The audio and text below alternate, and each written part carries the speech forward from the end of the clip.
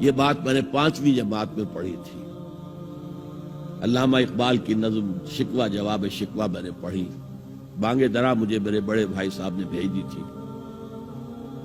ایک شعر تو وہ ہے بانگ درا کا جو میرے تحت الشعور میں کہیں چپک گیا تھا اور میری پوری زندگی کو اس نے ایک رخ پر ڈالا ہے. وہ زمانے میں معزز تھے مسلمان ہو کر اور تم خار ہوئے تاریک قرآن ہو کر. دیکھیے یہ بات صرف اقبال نے نہیں کہی. وہ داڑھی مڈا تھا, عالم تو نہیں تھا. یہی بات کہی 14ویں صدی کے مجدد اعظم شیخ الہند مولانا محمود حسن اسیر مالٹا نے. 4 سال کی اسیری کے بعد جب رہائی پا کر آئے تھے 1920 میں, اور رہائی کیوں ملی تھی کہ ٹی بی 3rd سٹیج کو پہنچ گئی تھی. انگریز ڈرتا تھا کہ اگر ہماری اسیری ہی کے اندر کہیں انتقال ہو گیا تو کہیں طوفان اٹھ جائے گا, لہذا چھوڑ دیا.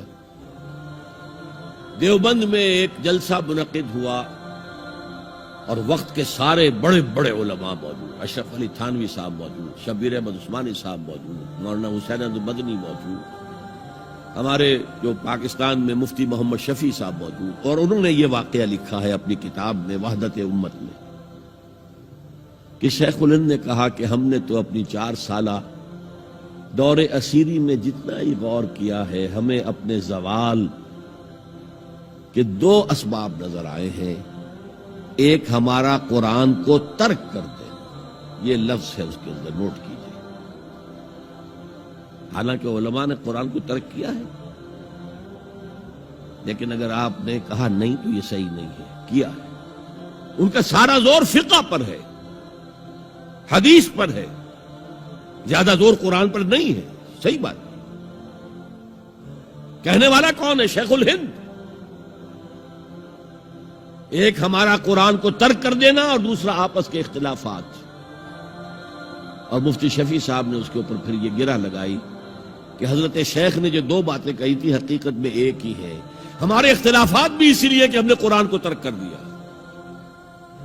تو یہ ہے ایک شعر جو میرے ذہن میں چپک گیا تھا. پھر قرآن سے اللہ نے جو ایک مناسبت دی ذہنی قلبی, اللہ کا شکر ہے, اللہ کا فضل ہے. دوسرا شعر وہ ہے کہ وقت فرصت ہے کہاں, کام ابھی باقی ہے, نور توحید کا اتمام ابھی باقی ہے. پورے کرہ ارضی جب تک کہ توحید سے جلوگر نہ ہو جائے اور اسلام کا ڈنکا نہ بج جائے, اس وقت تک حضور کا مشن مکمل نہیں ہے. حضور حوالے کر کے گئے تھے امت کے. خطبہ حجۃ الوداع میں آپ نے سوال کیا الا هل بلغت, اور 1.25 لاکھ کے مجمع نے جواب دیا انا نشهد انك قد بلغت الرسالة واديت الامانة ونصحت الامة وكشفت الغمة. ہاں حضور ہم گواہ ہیں, آپ نے حق رسالت ادا کر دیا, حق امانت ادا کر دیا, مسلمانوں کی خیر خواہی کا حق ادا کر دیا, امت کی خیر خواہی کا, اور گمراہی کے پردے چاک کر دیے. 3 دفعہ حضور نے سوال کیا, 3 دفعہ جواب دے کر پھر آسمان کی طرف نگاہ اٹھائی اور انگشت شہادت سے اشارہ کیا اور پھر لوگوں کی طرف اللہم اشہد اللہم اشہد اللہم اشہد, اے اللہ تو بھی گواہ رہے, یہ مان رہے ہیں کہ میں نے پہنچا دیا. اسے میں کہا کرتا ہوں سائی آف ریلیف. کندھوں پر ایک بہت بڑا بھاری بوجھ آ گیا تھا, بہت بڑی امانت تھی قرآن. اس کے پہنچانے پر کیا کیا تکلیفیں اٹھائی ہیں. پاگل کہے گئے, مجنون کہے گئے, شاعر کہے گئے, ساحر کہے گئے, مسحور کہے گئے, کیا نہیں کہے گئے. اور پھر جو مارے کھائی ہیں, جو 3 سال کی شیب بنی ہاشم کے اندر اسیری تھی, جس میں کھانے پینے کی چیزیں گھاٹی میں داخل نہیں ہو سکتی تھی. ہماری جیلوں میں تو آپ کو کھانا تو ملتا ہے, وہاں تو کچھ نہیں تھا. پھر طائف کا پتھراؤ یاد کیجئے, پھر مکے سے نکلنا اور 3 دن رات ایک غار میں چھپے رہنا.